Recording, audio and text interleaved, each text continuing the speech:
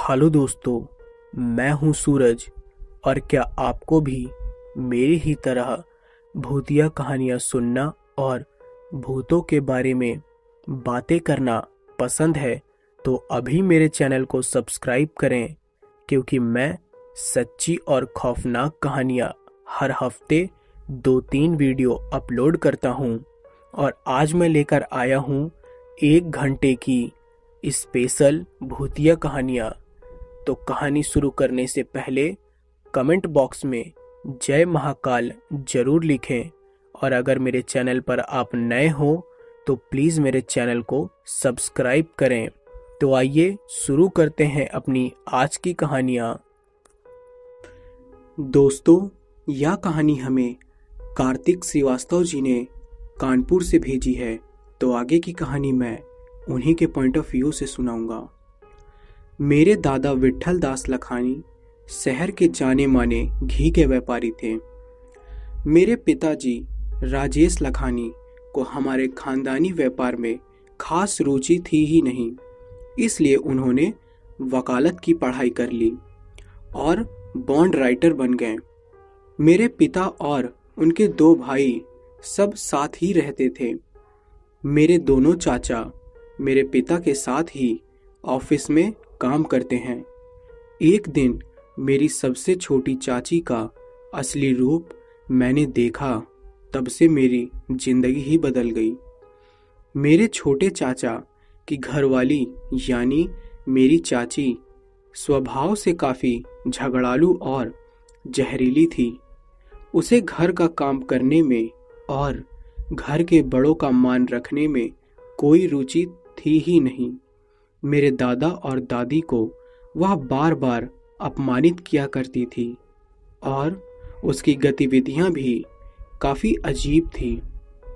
एक रात 3 बजे मेरी नींद खुल गई और मैंने खिड़की से बाहर देखा तो पता चला कि मेरी छोटी चाची अपने बाल खोलकर बरामदे में खड़ी आकाश की ओर देखकर कुछ बड़बड़ा रही है।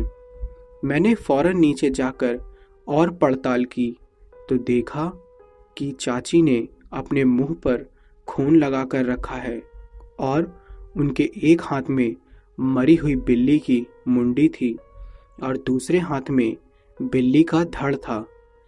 चाची का यह वहशियाना रूप देखकर मैं तो दहल गया और मेरे हाथ पांव सुन्न पड़ गए। डर के मारे मेरी छोटी सी चीख निकल गई और मेरी बुरी किस्मत कि चाची ने वहां मुझे देख लिया। चाची फौरन उसी हाल में मेरे पीछे भागी। यह सब देखकर मेरे तो पसीने छूट गए। मैं कांपता हुआ अपने रूम की ओर भागा और दरवाज़ा बंद कर लिया। उस रात को पूरी रात मैं नहीं सोया, सुबह तक जागता रहा और जब दरवाज़ा खोला तो मेरा दिल बैठ गया। मेरी छोटी चाची दरवाजे के सामने खड़ी मुझे घूर रही थी। उसने मुझे कहा कि अगर मैंने रात वाली बात किसी को भी बताई तो वह मेरा हाल भी उस सरकटी बिल्ली जैसा करेगी।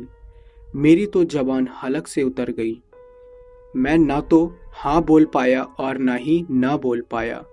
वह धमकी देकर पलटकर वापस चली गई।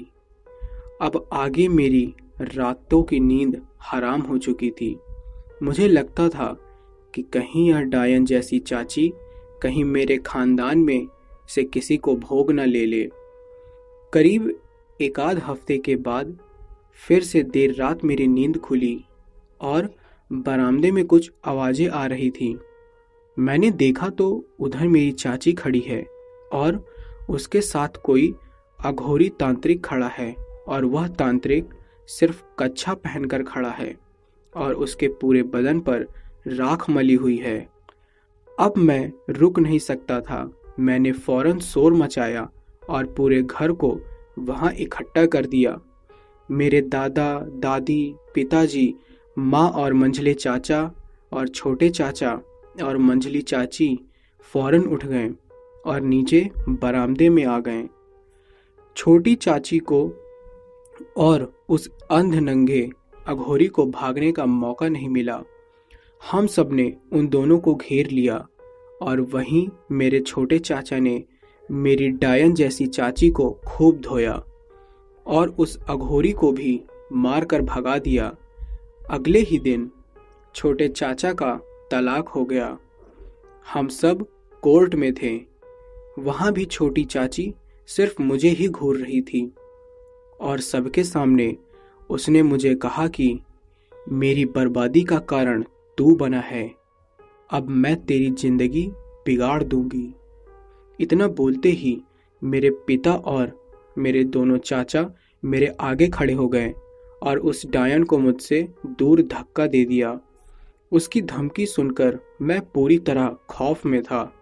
हम सब कोर्ट से बाहर आ गए और धीरे धीरे मैं चाची और उनकी दी हुई धमकी को भूलने लगा।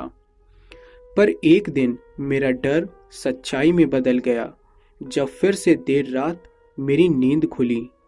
जैसे ही मैंने कंबल हटाया तो देखा कि मेरी चाची और वह अधनंगा अघोरी मेरे पलंग के पास खड़े हैं। मैं चिल्लाने ही वाला था कि चाची ने मेरा मुंह को दबोच दिया और उस अघोरी ने मेरे पैर पकड़ लिए। फिर चाची ने एक कैंची से मेरे कुछ बाल काटे और मेरी उंगली पर सुई घुसाई और थोड़ा सा बूंद भर करके मेरा खून ले लिया और अलमारी से मेरे वस्त्र निकालकर अपनी थैली में भर लिए और फिर वह दोनों मुझे पलंग से नीचे फेंककर भाग निकले। मैंने फिर से शोर मचाया पर सब इकट्ठा हुए तब तक वह दोनों जा चुके थे। मुझे पता नहीं वह डायन औरत यानी मेरी चाची व अघोरी मेरे बाल, खून और कपड़ों के साथ क्या करने वाले हैं, पर मैं खौफ में जी रहा हूँ। हमने पुलिस में भी कंप्लेन की पर उन लोगों का कोई पता नहीं चला। कई लोग कहते हैं कि मैली विद्या करने वाले लोग अपने शिकार की चीज़ों के सहारे उसे वश में कर लेते हैं और उसे डरा सकते हैं, यहाँ तक कि उसका खून भी चूस सकते हैं और कभी भी उसे बीमार बना सकते हैं या मार भी सकते हैं। ऊपर वाला जाने मेरा अंजाम क्या होगा। मैं तो आज पूरी तरह दैस। तो आइए दोस्तों, बढ़ते हैं अपनी अगली कहानी की ओर। दोस्तों, क्या आपको पता है गर्भपात यानी एबॉर्शन करना कितना बड़ा गुनाह है और इसी की भयानक सज़ा भारत चावड़ा जी को चुकानी पड़ी। तो आइए जानते हैं उन्हीं के पॉइंट ऑफ व्यू से। दोस्तों, मेरा नाम भारत चावड़ा है और मैं जनकपुरी का रहने वाला हूँ। मेरे पिता सुपारी और पान मसाला के रिटेल व्यापारी हैं। पढ़ाई पूरी करने के बाद अच्छी नौकरी नहीं मिली तो मैंने दुकान पर बैठना शुरू कर दिया। वैसे तो मुझे मुंबई जाकर अपना कारोबार शुरू करने का मन था, लेकिन बाबूजी ने जबरन मेरी शादी ही करा दी। अब जिम्मेदारी आ गई तो पैर भी दुकान में ही टिक गए। शादी के 3 महीने बाद कविता यानी मेरी पत्नी पेट से हो गई। हम दोनों इतनी जल्दी बच्चा नहीं चाहते थे, इसलिए दवाई से हमने बच्चा गिरा देने का मन बना लिया। इस बात को हमें घर के लोगों से छुपाना ही था, क्योंकि यह बात अगर उन्हें पता चलती तो वह हम दोनों को घर से बाहर ही निकाल देते। हमने चुपचाप बड़े अस्पताल जाकर यह काम किया। शायद यही भयानक गलती हमें नहीं करनी चाहिए थी। मुझे आज भी याद है, कविता गहरी नींद से भड़क कर जाग गई थी। उसकी सूरत पर गजब का खौफ था। एक पल के लिए तो मुझे लगा कि उसकी सांस बैठ गई है, लेकिन बुरी तरह हांफते हुए जब उसने अपने पेट की ओर देखने को कहा तो मेरे रोंगटे खड़े हो गए।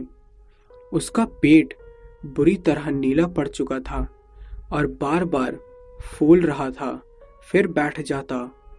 मैंने गौर से देखा तो उसकी त्वचा पर कभी नन्हे शिशु के पंजे तो कभी उसका छोटा सा चेहरा उभर आता। वह एक दिल दहला देने वाला मंजर था।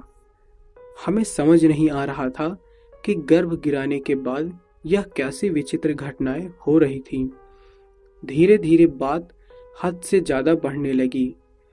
अब वह डरावना सिलसिला हर दूसरे दिन होने लगा। कविता की तबीयत दिन पर दिन खराब होती चली गई और उसका वजन भी बेहद गिरने लगा। यह सब देखकर मेरी माँ ने हम दोनों की क्लास ली और थोड़ी देर आनाकानी करने के बाद कविता ने रोते रोते सब सच बता ही दिया। तब मेरी माँ ने उसे तो कुछ न कहा, लेकिन मुझे एक जोरदार चांटा खींच कर मारा। माँ ने उसी वक्त हमारे गुरुदेव को फोन किया। उन्होंने घर पर आकर साफ साफ बताया कि भ्रूण हत्या का घोर पाप चढ़ा है। आपकी संतान प्रेत योनि में गई है और कई हजार वर्ष भटकने के बाद उसे मनुष्य शरीर मिलने वाला था, पर आप दोनों के कुकर्म से अब उसे वह सारे फेरे फिर से लेने होंगे। इसलिए वह आप दोनों पर बार बार घातक वार करेगी, सावधान रहना। माँ ने उनसे इस समस्या का उपाय पूछा, लेकिन उन्होंने क्रोध प्रकट करते हुए बोल ही दिया, मैं आजन्मा बच्चों के हत्यारों की मदद नहीं करता। इतना बोलकर वह लौट गए। इस वाक्य के करीब एक हफ्ते बाद मेरी कविता बाथरूम में लहूलुहान पड़ी हुई मिली।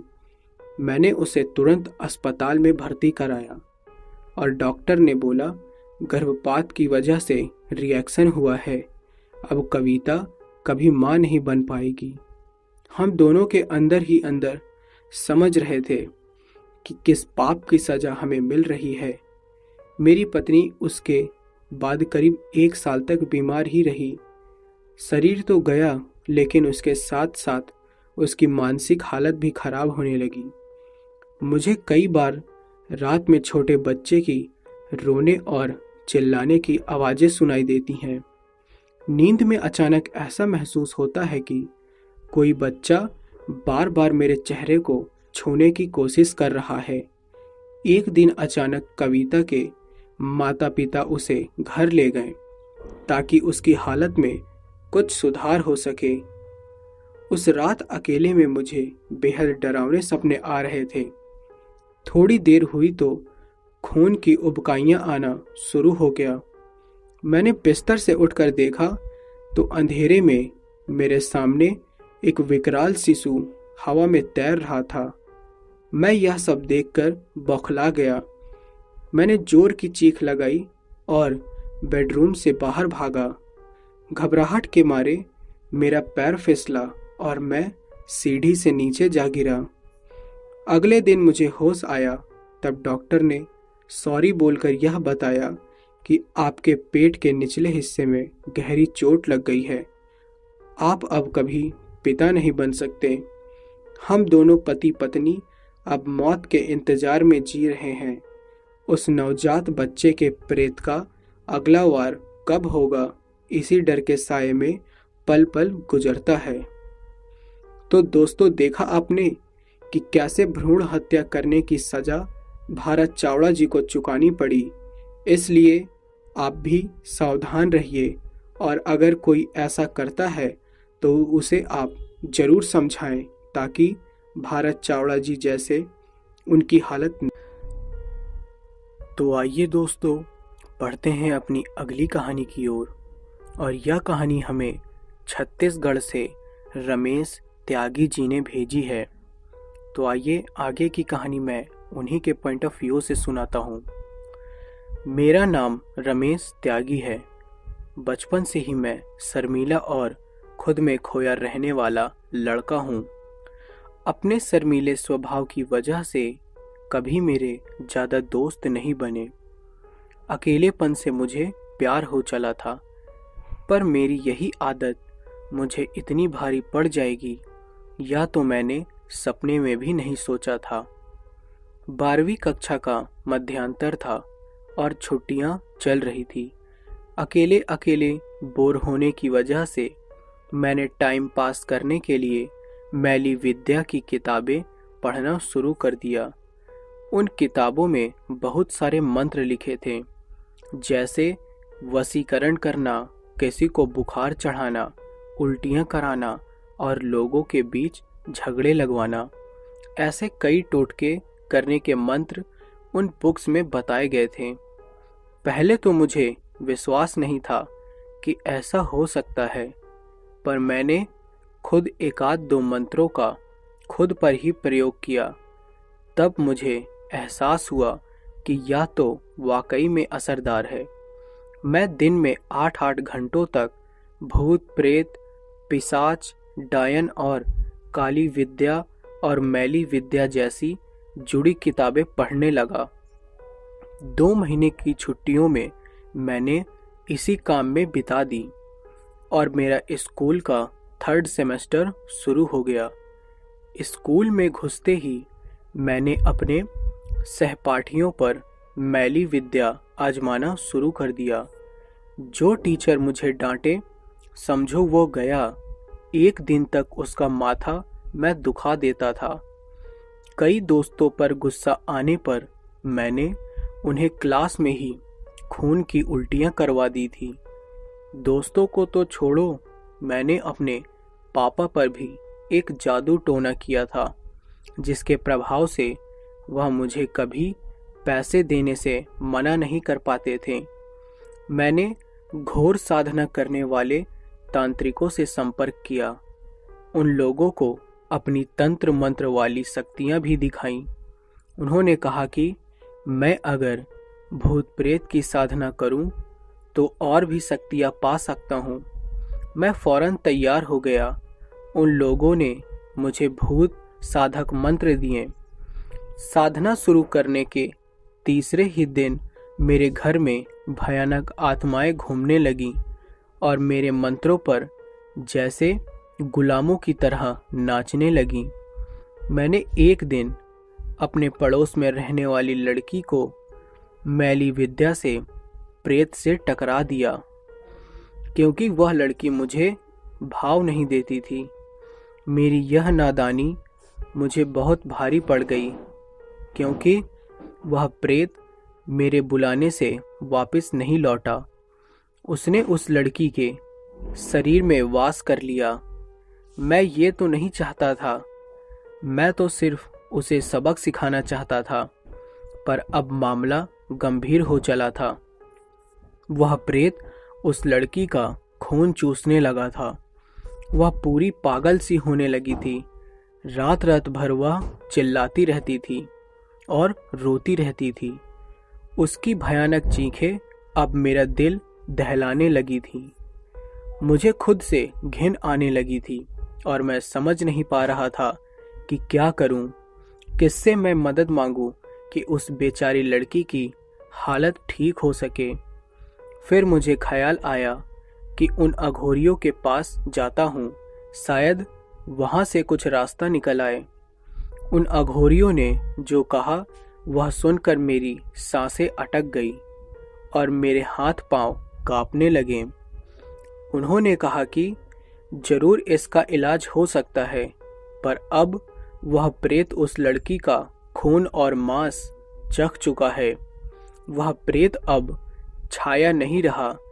उसे वहां से निकालकर किसी और के शरीर में जगह देनी होगी, और वह कोई या तो तुम हो सकते हो या फिर तुम्हारे घर का कोई व्यक्ति, क्योंकि प्रेत जिद्दी होते हैं। वह अपना मनपसंद शरीर तभी छोड़ते हैं जब उसे भोजन वाला या उसका कोई सगा अपने परिवार में से उसे जगह दे। और उस अघोरी ने यह भी कहा कि प्रेत के चंगुल में वह लड़की कुछ ही दिन जी पाएगी और मरते ही वह भी प्रेत ही बनेगी और तुम्हारे शरीर में रहने और तुम्हारा मांस खाने और खून पीने का उसे पूरा अधिकार होगा, क्योंकि तुमने उस पर प्रेत छोड़ा था। अपने पाप मुझे इस कदर डरा रहे थे कि मैं पागल सा होने लगा था। मैंने फैसला किया कि उस प्रेत को मैं अपने ऊपर लूंगा। इस काम में उन अघोरियों ने मेरी मदद की। वही लोग उस लड़की के घर गए और उस बेकसूर लड़की को उस प्रेत से आजाद कराया। अब सजा भुगतने की बारी मेरी थी। आज मैं फिर अकेला हूँ, कभी कभी बीमार भी रहता हूँ। पढ़ाई छोड़ दी है और खुद से नफरत हो चली है। वह प्रेत मेरे अंदर रह रहा है। इस बात से मुझे डर तो लगता है, पता नहीं कब वह अपना प्रभाव दिखाना शुरू कर देगा। उन अघोरियों ने कहा है कि इस वक्त मेरा मनोबल बहुत ही मजबूत है, इसलिए प्रेत प्रभाव नहीं दिख पा रहा है, पर वह मेरा मांस खाकर और खून पीकर धीरे धीरे प्रबल होगा और फिर मेरे कमजोर पड़ने पर वह तांडव मचाना शुरू करेगा। मैंने उन अघोरियों से पूछा था कि इस प्रेत को मुझसे दूर करने का और कोई उपाय नहीं है, यानी कि उसे किसी और इंसान पर छोड़े बिना दूर करना मुमकिन नहीं होगा। तब उन अघोरियों ने कहा कि बेटा, ये तो तेरे कर्मों की सजा है। जब तक तेरे पापों की भरपाई नहीं होगी तब तक तुझे इस बला से छुटकारा नहीं मिलेगा। हाँ, अगर तू और गहरे पापों के दलदल में उतरना चाहता है तो अपने किसी परिवार सदस्य को चुन ले जिस पर तू इस भयानक प्रेत को छोड़ सके। लेकिन मैंने निश्चय कर लिया है कि अब अच्छाई के रास्ते पर चलूंगा और खुद ही अपने पापों की सजा भुगतूंगा, चाहे फिर क्यों न मेरी जान चली जाए। दोस्तों, मेरे लिए दुआ करना। तो दोस्तों, आइए बढ़ते हैं अपनी अगली दोस्तों, यह कहानी एक ठग तांत्रिक की है जिसे अपने कुकर्मों की सजा चुकानी पड़ी। तो आगे की कहानी मैं किसी काल्पनिक नाम से सुनाऊंगा। मेरा नाम करीम इलाही है और मेरी बीवी का नाम फातिमा है। काफ़ी कोशिश करने के बाद भी कमबख्त अच्छी नौकरी मुझे कभी नहीं मिली। छोटे मोटे काम करने में मुझे कभी इंटरेस्ट ही नहीं रहा और बड़ा काम हम गरीबों को देता कौन। इसीलिए मैंने ठगी का धंधा शुरू करके रुपए कमाने का रास्ता चुन लिया। यह बात 2 साल पुरानी है, जब मेरे सेठ ने मुझे देरी से काम पर आने की वजह से नौकरी से निकाल दिया था। घर आते वक्त रास्ते में मैंने देखा कि एक पिद्दी सा फकीर पेड़ के नीचे बैठा है और झाड़ फूंक कर रहा है। उसके पास 3-4 लोग बैठे हैं और उसे झाड़ फूंक करने के 50 और 100 रुपए दिए जा रहे हैं। मेरा माथा ठनका। मैंने वहीं सोच लिया कि अब ये झाड़ फूंक का काम करूंगा। मुझे लगा कि भूत पलित भगाने का धंधा ही मेरी नैया पार लगा सकता है। घर जाकर फौरन फातिमा से मैंने अपना आइडिया कहा। फातिमा ने मेरा आइडिया सुनने के बाद चूल्हे पर तप रही कढ़ी उछालकर मेरे पैर पर फेंकी और गालियां देते हुए उसने मुझे दूसरी नौकरी ढूंढने को कहा। पर मैंने उसे एक आध हफ्ते में चिकनी चुपड़ी बातें करके 1-2 महंगे तोहफे देकर मना ही लिया और अपनी ओर कर लिया। अगले दिन हमने घर साफ करके आगे वाले कमरे में पूरा ताम झाम लगा लिया और हर जगह बात फैला दी कि भूत पिचास खबीस आत्मा साया टोटका प्रेत सभी प्रकार की तकलीफ का इलाज हम करते हैं। दिन पर दिन लोग हमारे घर अपनी तकलीफें लेकर आने लगे और चढ़ावा देने लगे। कोई पैसा देता तो कोई फल दे जाता, कोई कपड़े देता तो कोई कुछ दे जाता। घर में पैसे आने लगे थे तो अब फातिमा भी खुश थी। जिंदगी मजे से कट रही थी। मानसिक तनाव में भूत बाधा की असर वाले लोगों को मैं इलाज के नाम पर 2-3 थप्पड़ लगा देता, कुछ अजीब गरीब मंत्र बड़बड़ा लेता और थोड़ा सा उस पर चिल्ला लेता और उसे पानी के छींटे मारकर जाने को कह देता। जाते वक्त कुछ लोग कुछ न कुछ देकर ही जाते और उसी कुछ न कुछ से मेरा बहुत कुछ फायदा हो जाता था। मेरी इस ठगी के धंधे में उस दिन भूचाल आया जब एक पहाड़ी जवान लड़के को 4 लोग बेड़ियों में जकड़कर मेरे घर लाए। उन्होंने कहा कि इस लड़के पर लाल चौक के प्रेत ने कब्जा किया है, आप इसका इलाज करो। मुझे उस खूंखार लड़के को देखकर ही डर लग रहा था, फिर भी मैंने अपना नाटक स्टार्ट किया और उसको इलाज के नाम पर 2-3 करारे थप्पड़ जड़ ही दिए और साथ में मैं उस पर चिल्ला भी दिया कि छोड़ दे इस जवान लड़के का शरीर, वरना मैं तुझे भस्म कर दूंगा। वह बेड़ियों में बंधा लड़का मुझे देखकर हंसने लगा और गुस्से में मुझसे बोला कि मैं जानता हूँ कि तू कोई ओझा नहीं है, मैं एक एक थप्पड़ के बदले तेरा एक एक मुट्ठी गोश्त तुझसे लूंगा। एक पल के लिए मुझे लगा कि कहीं ये कोई न्यूज़ वाले तो नहीं हैं जो मेरा भांडा फोड़ने आए हैं, पर उसकी धमकी सुनकर मेरे रोंगटे खड़े हो गए थे और अब मुझे लोगों के सामने अपनी इज्जत भी बनाए रखनी थी। तो मैंने इलाज के नाम पर और 4 से 5 करारे थप्पड़ उसे जड़ दिए और फिर बोला, हिम्मत है तो हाथ खोल। अब मैं डर भी रहा था और दुआ भी कर रहा था कि कहीं इसके अंदर छुपा प्रेत मेरे पीछे न पड़ जाए। मैंने फौरन उसके साथ आए लोगों को उसे ले जाने को कहा, पर वह मना करने लगे। वह बोले कि आप इसी तकलीफ दूर करो तभी हम जाएंगे। रात के 3 बजे तक वह मेरे घर पर ही बैठे रहे। सारे लोग चले गए, पर यह चारों लोग उस बंधे हुए आदमी को लेकर मेरे घर पर बैठे रहे। मैंने अंत में कहा कि अब मैं पुलिस को बुला लूंगा, और पुलिस का नाम सुनते ही वह चारों हंसने लगे और उन्होंने उस बंधे आदमी को वहीं खोल दिया और अगले ही पल वह चारों अंधेरे में धुआं हो गए।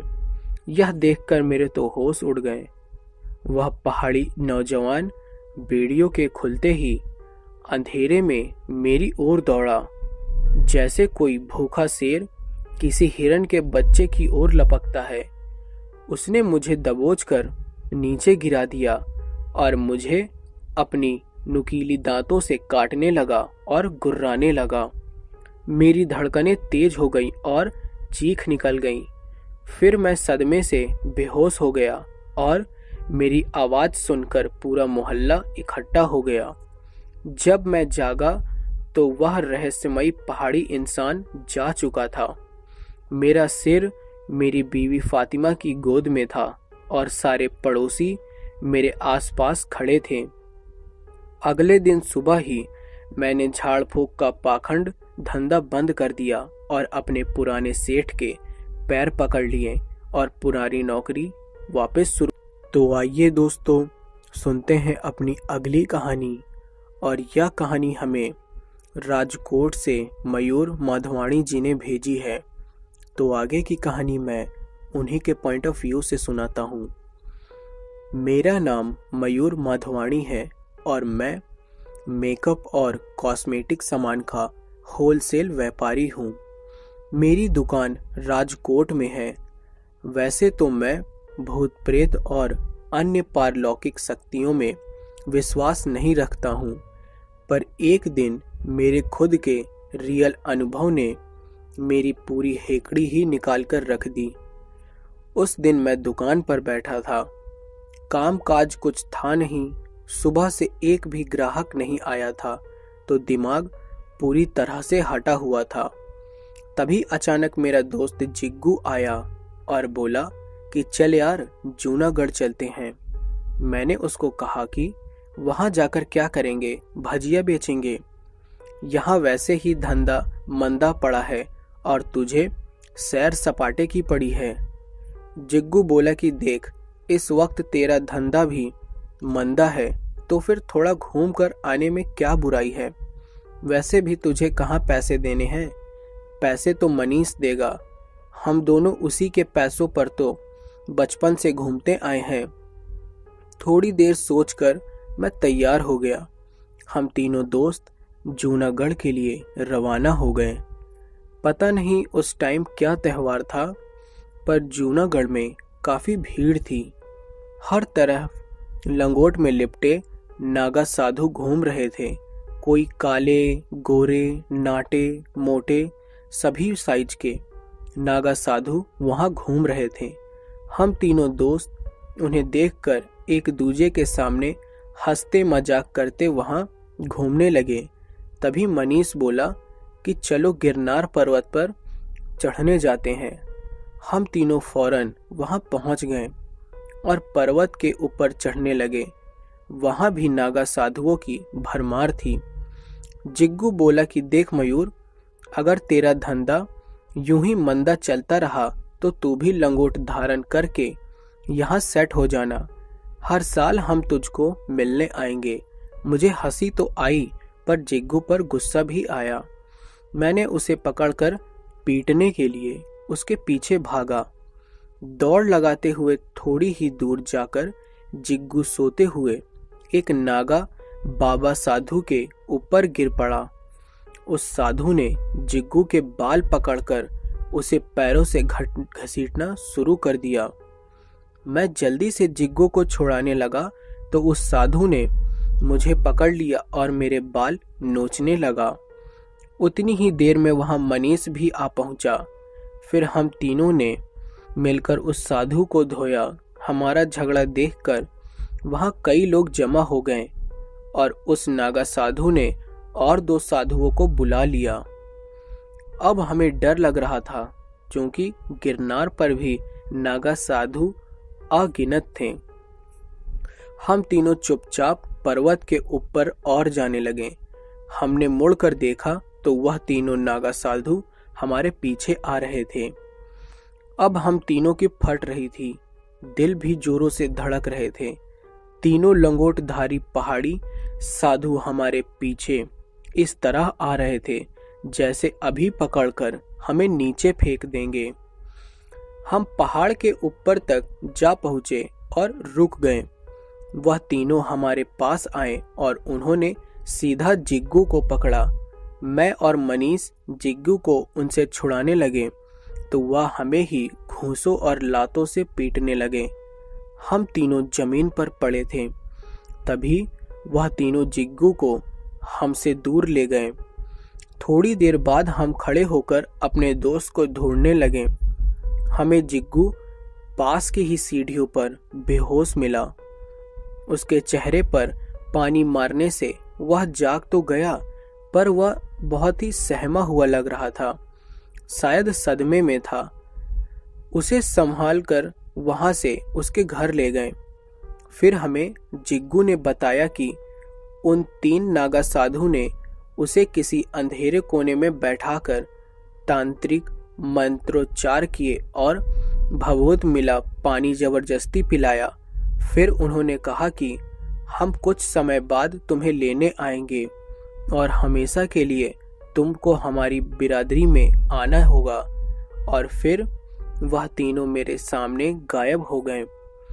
उस घटना के बाद जिग्गू दिन पर दिन पागल सा होने लगा। उसे अपने घर में भी वह 3 नागा साधु नजर आते।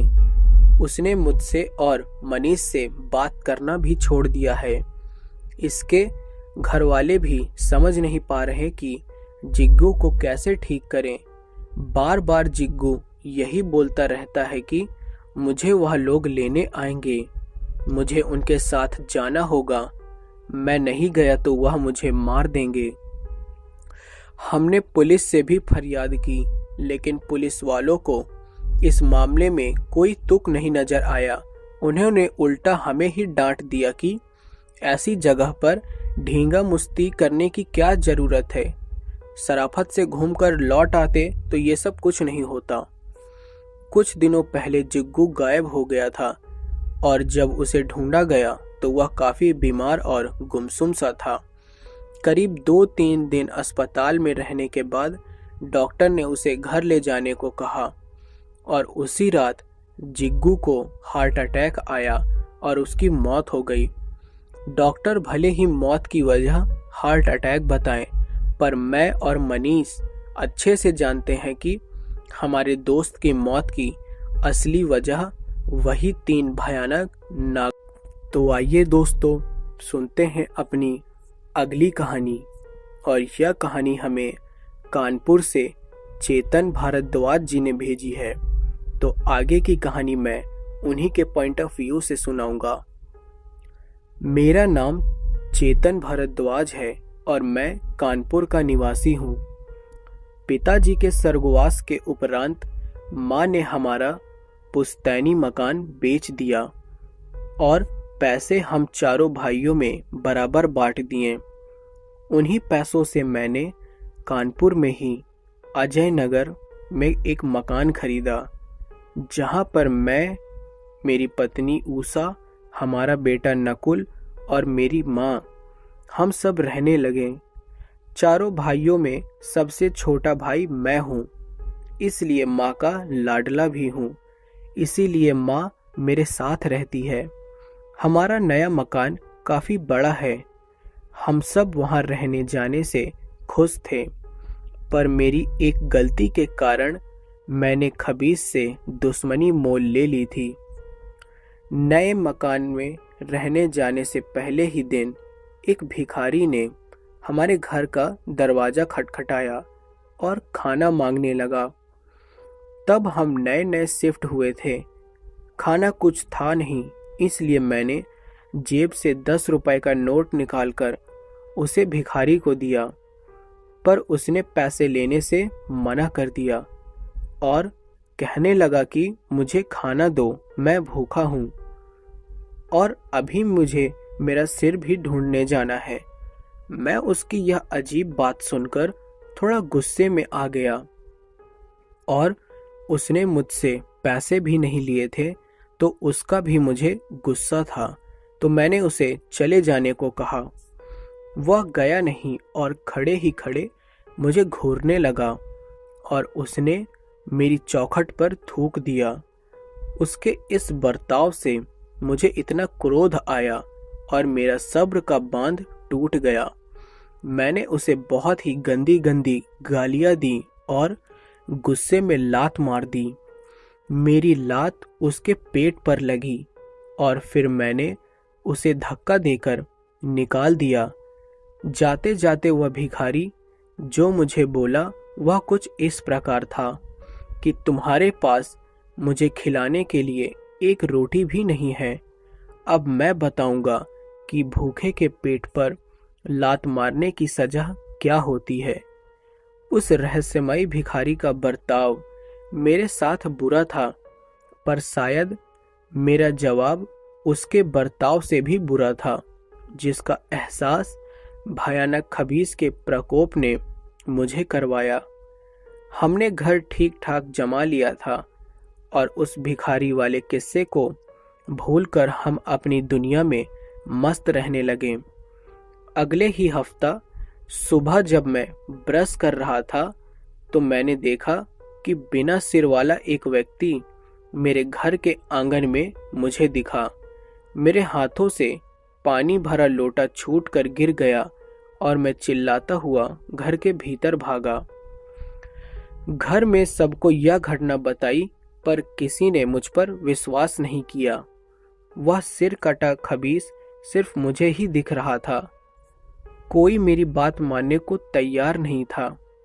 मैं अब खौफ में था, क्योंकि वह खबीस अब मेरे घर में भी आने जाने लगा था। एक दिन वह खबीस अपनी मुंडी हाथ में पकड़कर मेरे सामने आया।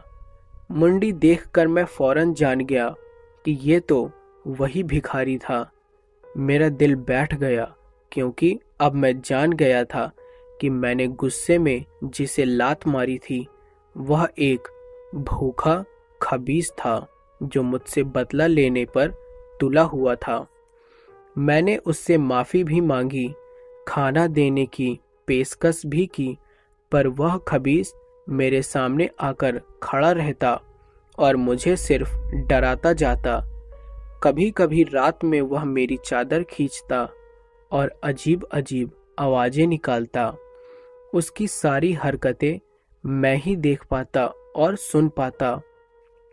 इसलिए घर में मेरी छाप एक बीमारी जैसे, यानी कि एक पागल जैसे होने लगी। मैंने काम पर जाना भी छोड़ दिया और दिन भर उस खबीस से डरता बैठा रहता। मैंने अपने खौफ की वजह से घर वालों पर भी बेवजह चिल्लाना शुरू कर दिया और झगड़े करने लगा था। मेरा यह अजीब बर्ताव देखकर मेरी पत्नी उषा नकुल को लेकर उसके मायके चली गई। मेरी माँ को भी लगा कि मुझे शायद माँ बोझ लगती है, इसलिए मैं ऐसा बर्ताव कर रहा हूँ। इसलिए माँ भी दूसरे भाई के घर रहने चली गई। अब घर के अंदर उस भूखे भेड़िए खबीस के सामने मैं अकेला था। तभी मेरा दोस्त पवन मुझे मिलने आया। पवन ने फौरन सारी बात समझ ली और मेरे घर के आसपास रहने वाले जानवर, पशु पक्षी और आने जाने वाले भूखे भिखारियों को मेरे हाथों से खाना खिलवाया। और उस दिन के बाद मुझे वह सिरकटा खबीस कभी नहीं दिखा और मेरी रूठी हुई पत्नी भी घर वापस आ गई। और माँ तो माँ होती है, हमेशा बच्चों को माफ कर देती है। माँ भी मेरे पास लौट आई और मेरा दोस्त पवन दोस्ती का फर्ज निभाकर वापस चला गया। तो आइए दोस्तों, सुनते हैं अपनी अगली कहानी। और यह कहानी हमें महाराष्ट्र से अरविंद दीवान जी ने भेजी है। तो आगे की कहानी मैं उन्हीं के पॉइंट ऑफ व्यू से सुनाता हूँ। मित्रों, मेरा नाम अरविंद दीवान है। मैं बीए तक पढ़ा हूँ और मैं महाराष्ट्र का रहने वाला हूँ। स्वभाव से काफ़ी मिलनसार होने की वजह से मैं काफ़ी जल्दी दोस्त बना लेता हूँ। फेसबुक पर मिले एक दोस्त ने मुझे गुजरात घूमने आने की सलाह दी। वैसे तो मैं घूमने फिरने कम ही जाता हूँ, पर गुजरात का पोरबंदर शहर गांधी जन्मभूमि कही जाती है, इसलिए मैंने सोचा कि चलो कुछ दिन चला जाता हूँ। मैंने सोचा नहीं था कि मेरी छुट्टियाँ इतनी भयानक बीतेंगी। आज भी मैं उस खाकी कपड़े पहने हुए भूत के बारे में सोचता हूँ तो डर के मारे मेरी चीखें निकल आती हैं। पोरबंदर में नए दोस्त रवि ने रेलवे स्टेशन के पास अपने घर में ही मुझे रहने की जगह दी। 10 दिन की छुट्टियां मैंने चौपाटी, कीर्ति मंदिर, कमला बाग, हरि मंदिर, भारत मंदिर और तारा मंदिर देखकर बिताने का फैसला किया। रवि नौकरी करता था, इसलिए उसके पिता को दोपहर का खाना पहुंचाने में मैंने मदद करने का फैसला किया। और दोस्त के पिता की यह मदद मुझे भारी पड़ गई। मैं जंक्शन रोड से दोपहर में टिफिन लेकर पैदल जा रहा था और अचानक मेरी नज़र दाईं ओर खड़े खाकी कपड़े वाले इंसान पर गई। मुझे लगा कि वह रेलवे का कर्मचारी होगा। मैंने उसे देखकर सिर हिलाया, उसने भी सिर हिलाया, पर मैं जैसे ही आगे बढ़ा वो भी रेल की पटरी के साथ आगे चलने लगा। अब मेरे पसीने छूटने लगे क्योंकि मुझे लगा कि या तो ये सनकी पागल है या मुझे मार के लूटने वाला है। मैंने अपनी स्पीड बढ़ा दी। वह भी मेरे साथ साथ दौड़ने लगा और दौड़ते दौड़ते उसने अचानक एक पत्थर उठा लिया और उसके दूसरे हाथ में पहले से एक लकड़ी की छड़ी थी। झुकते वक्त उसकी पीठ मेरी ओर हुई और मैंने देखा उसकी पीठ पर मांस के लोथड़े लटक रहे थे और उसकी पीठ के निचले हिस्से से बेतहासा खून टपक रहा था। अब मैं समझ चुका था कि मेरा पाला किस मुसीबत से है। हम दोनों भाग रहे थे अचानक ट्रेन की आवाज़ बजी और सीटी बजते ही जो वह आदमी चिल्लाया, मुझ पर तो मेरे तो रोंगटे ही खड़े हो गए और मैं तो बिना सोचे समझे टिफिन फेंक कर जोर से भागा। मेरी चप्पल भी वहीं छूट गई और कंकड़ पत्थर वाले रास्ते में करीब 300 मीटर तक मैं दौड़कर हाईवे तक पहुंचा।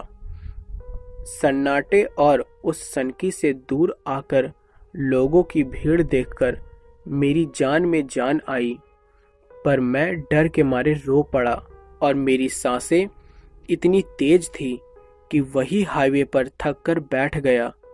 मुझे रोता हुआ देख लोग जमे हो गए और मेरे जेब से फ़ोन निकालकर मेरे दोस्त को लगाने लगे और उसे फ़ोन करके वहाँ बुलाया।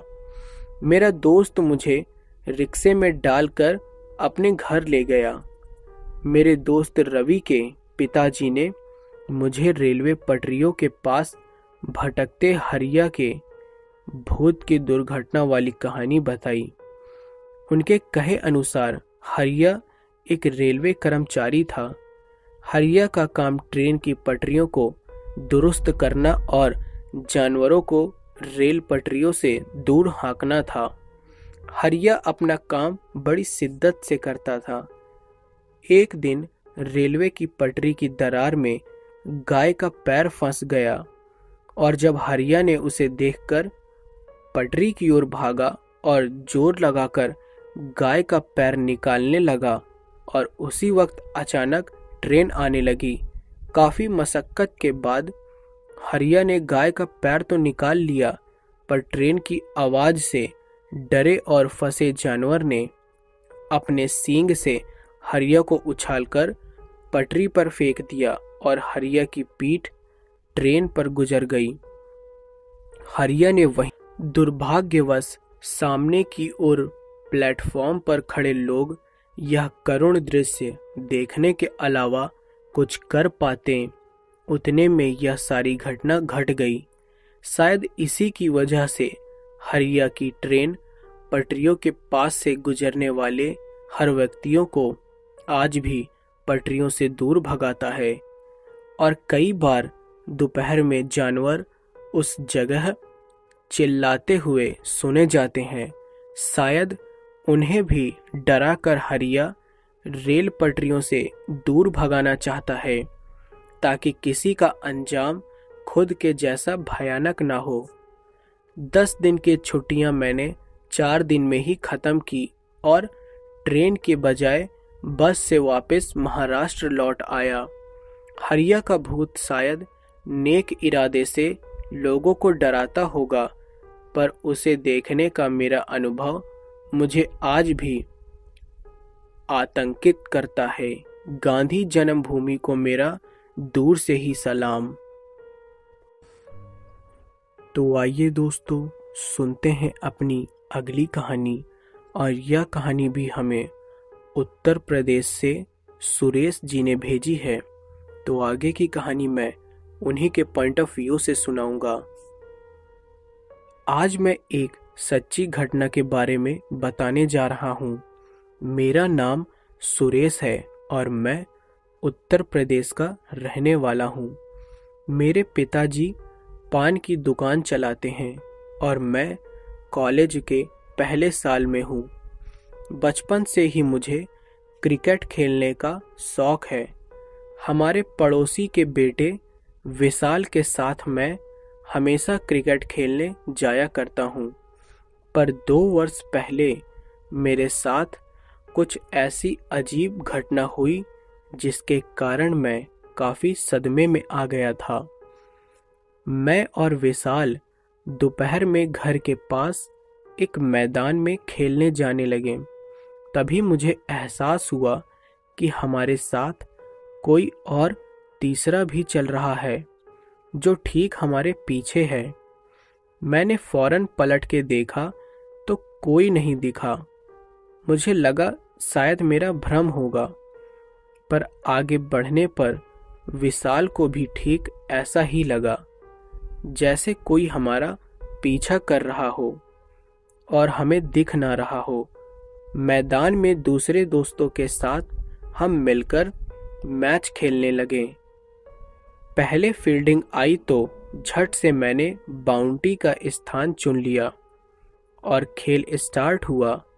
गेंदबाजी विशाल कर रहा था, पर मुझे विशाल के साथ एक और लड़का उसके पीछे पीछे घूमता दिखाई देने लगा, जिसे हम जानते ही नहीं थे। वह लड़का काफी डरावना दिखता था और कद काठी से ऊंचा तगड़ा था। मैंने फौरन विशाल को आवाज लगाई कि तेरे पीछे देख कौन है।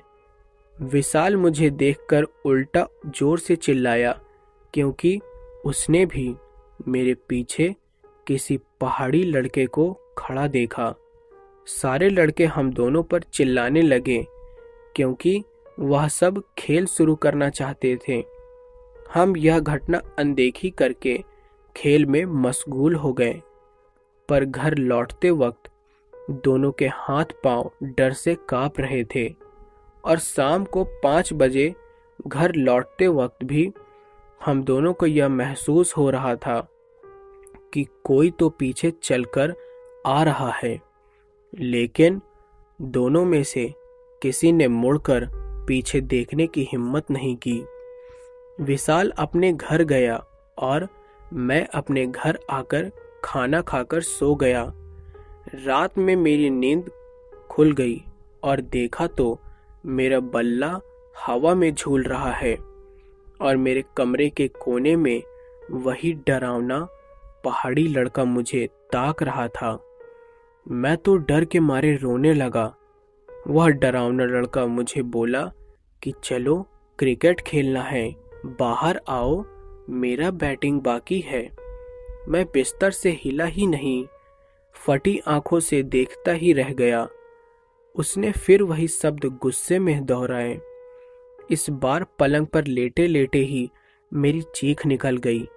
पूरा घर जाग गया और वह लड़का कहीं अदृश्य हो गया। अगले दिन विशाल मुझे मिला तो उसने भी मुझे कहा कि मुझे भी उसी लड़के को अपने घर में देखा, जो मैदान में ठीक बाउंड्री पर उसे मेरे पीछे खड़ा हुआ दिखा था। यह बात हमने अपने परिवार को बताई, पर दोनों परिवार हमारा मजाक उड़ाने लगे और हम मस्ती कर रहे हैं ऐसा बोलने लगे। आगे चलकर उन दोनों लड़कों का आतंक बढ़ने लगा। वह लड़के हमें रोज दिखने लगे और स्कूल आते जाते, खेलने जाते या फिर कहीं भी जाते, वह हमारे पीछे आने लगते। और अब तो उन्होंने हमें पीछे से हल्के हल्के धक्के भी देना शुरू कर दिया था। मैं और विशाल दोनों खौफ में जी रहे थे। हमने खेलने जाने भी छोड़ दिया और पूरा दिन बस घर पर बिताने लगे। यह देखकर हमारी तकलीफ पर घर वालों ने ध्यान देना शुरू कर दिया। उन्हीं दिनों मेरी नानी कुछ दिनों के लिए हमारे घर रहने आई थी।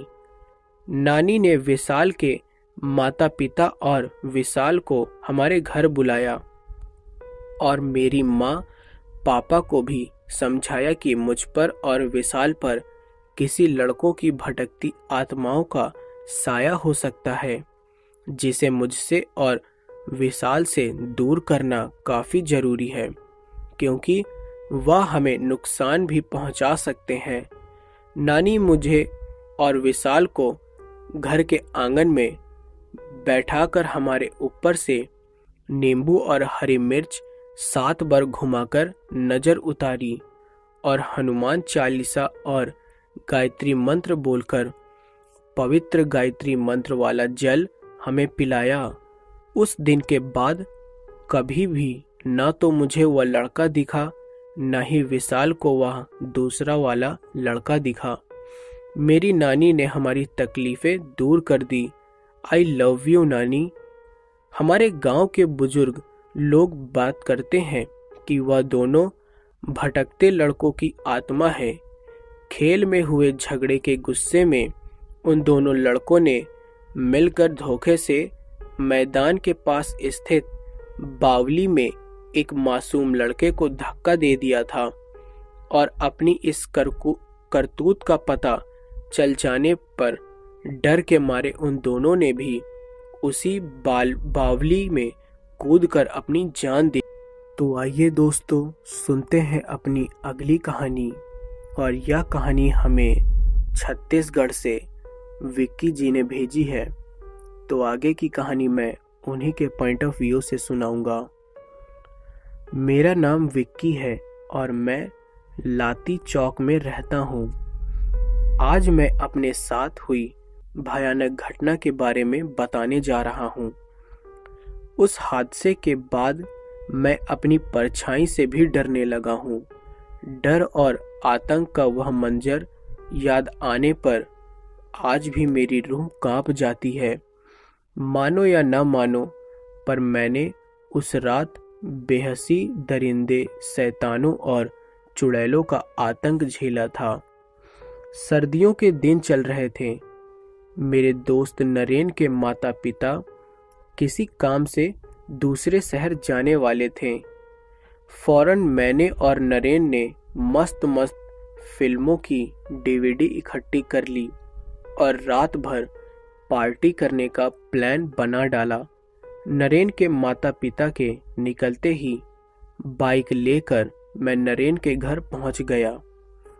हमने उस रात खूब ढींगा मस्ती की, म्यूजिक सुना, बाहर का खाना मंगवाकर खाया, चेस खेला और फिर डीवीडी लगाकर फिल्में देखने बैठ गए। रात के तकरीबन 3 बजे तक एक्शन फिल्में देखी तो ऊब गए। नरेन ने कहा कि चलो एक हॉरर फिल्म देखते हैं। मैं भी बोला कि डरता कौन है, लगा दे, वैसे भी सारे भूत पलीतों का मैं ही असली बाप हूँ और सारी चुड़ैल मेरी गर्लफ्रेंड है। इतना बोलकर मैं हंसने लगा। नरेन भी ठहाके लगाकर हंसने लगा। हमने उस रात 1.25 घंटे की देसी ड्रैकुला फिल्म देखी। फिल्म इतनी भयानक थी कि मैं और नरेन फिल्म देखते देखते ही 8 से 10 बार सूसू होकर आ गए। करीब 4:15 और 4:30 के बीच फिल्म खत्म हुई। हम दोनों को नींद आने लगी थी और टीवी बंद करके हम लोग सोने लगे।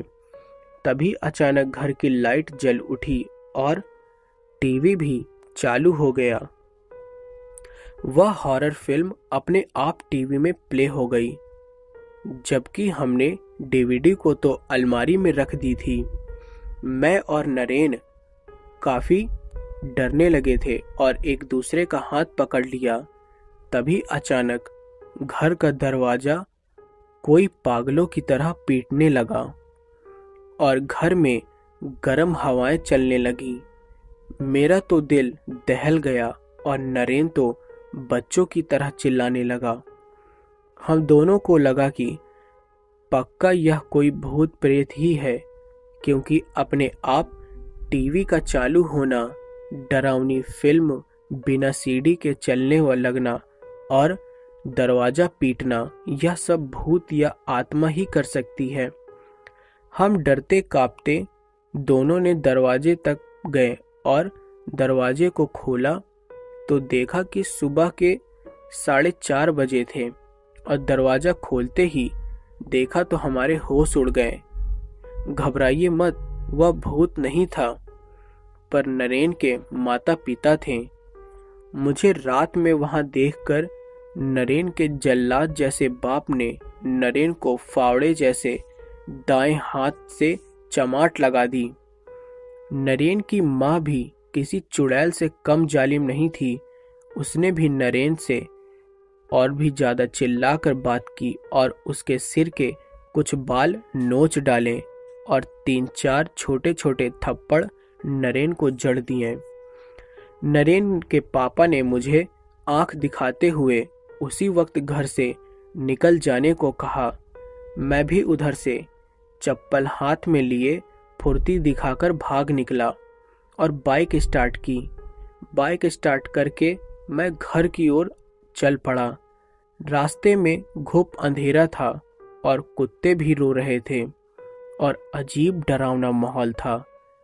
मेरे दिमाग में अभी भी उस देसी ड्रैकुला फिल्म और अचानक चालू हुई टीवी की बात और नरेन के जालिम माँ बाप के ख्याल चल रहे थे। तभी अचानक एक सफ़ेद साड़ी वाली, खून से लथपथ औरत और एक भयानक नुकीले वाले दांतों वाले विकराल इंसान ने मेरा रास्ता रोका। मैं तो बाइक भगाने लगा, वह दोनों चिल्लाते हुए मेरे पीछे भागे। तभी एक खुले बालों वाली बुढ़िया ने मेरे बाइक के टायरों में लकड़ी घुसाकर मुझे औंधे मुंह गिरा डाला। अब मेरे पास कुल 3 लोग थे। एक बूढ़ी डरावनी औरत जिसने मुझे गिराया, दूसरी सफ़ेद साड़ी वाली जवान औरत और वह डरावना विकराल इंसान। उन तीनों ने मुझे घेर लिया और उनके पीछे देखा तो मेरे होश उड़ गए, क्योंकि वहाँ और 3 डरावने इंसान थे। अब मैं 6 लोगों से घिरा हुआ था। कांपती आवाज़ मैंने उन लोगों से पूछा कि कौन हो तुम लोग। उन्होंने मुझे सिर्फ इतना कहा कि तुम तो हमें अच्छी तरह जानते हो ना, तुम्ही ने तो बोला था कि डरता कौन है, तुम्ही तो सारे भूत पलीतों के तुम ही असली बाप हो और सारी चुड़ैलें तुम्हारी गर्लफ्रेंड हैं। अब आ गए हैं हम सब, चलो हमारे साथ चलो तुम। इतना बोलकर उन सब ने मुझे कंधों पर बैठा लिया और डरावनी आवाज़ों में रोते चिल्लाते मुझे ले जाने लगे। मैं पगले बेताल की तरह चिल्ला रहा था, पर वहाँ मेरी सुनने वाला कोई नहीं था।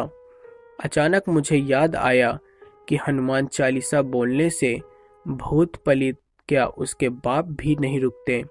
मैंने फौरन हनुमान चालीसा बोलना शुरू किया। मेरे हनुमान चालीसा शुरू करते ही उन सबको जैसे आग लगने लगी। वो वैसे ही वैसे मुझे फेंक कर भागे और डरता कांपता मैं अपनी बाइक लेकर अपने घर पहुंचा। इतने में सुबह के 7 बज चुके थे और उजाला हो चुका था। तभी नरेन गालियां बकता हुआ मेरे घर आया।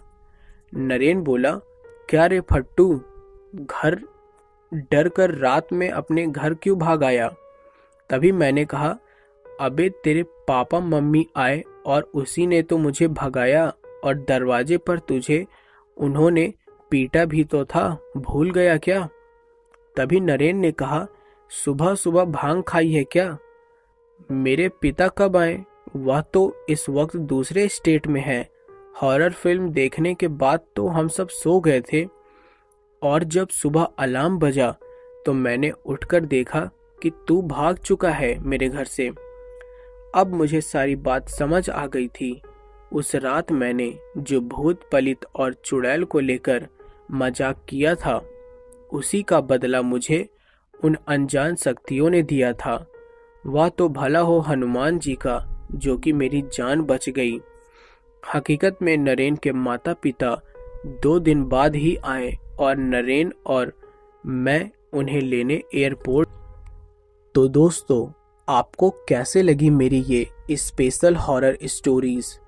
अगर आपको मेरी ये कहानियाँ पसंद आई हो तो अपने दोस्तों के साथ शेयर करना ना भूलें और मुझे प्लीज़ आप लोग सपोर्ट करें। और अगर मेरे लिए कोई भी सजेशन हो तो आप मुझे कमेंट बॉक्स में बता सकते हैं। और अगर आपने अभी तक मेरे चैनल को सब्सक्राइब नहीं किया है तो प्लीज़ मेरे चैनल को सब्सक्राइब कर लें। और अगर आपके पास भी कोई भी भूतिया कहानियाँ हो तो स्क्रीन पे दिख रहे व्हाट्सएप नंबर या फिर इंस्टाग्राम आईडी पर मुझे अपनी स्टोरीज आप भेज सकते हो। मुझे आपकी स्टोरीज सुनाने में बेहद अच्छा लगेगा। तो आगे इसी तरीके मैं आपके लिए हॉरर स्टोरीज लाता रहूँगा। धन्यवाद।